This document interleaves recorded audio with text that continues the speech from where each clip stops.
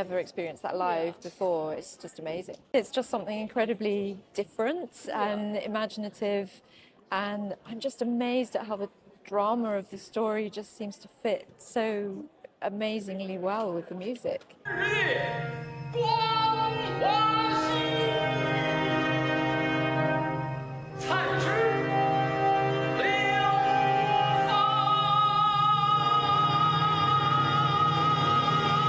I mean, I've been to Peking Opera in China, so I know more or less what it looks like and what it feels like, and it's very different from symphonic music.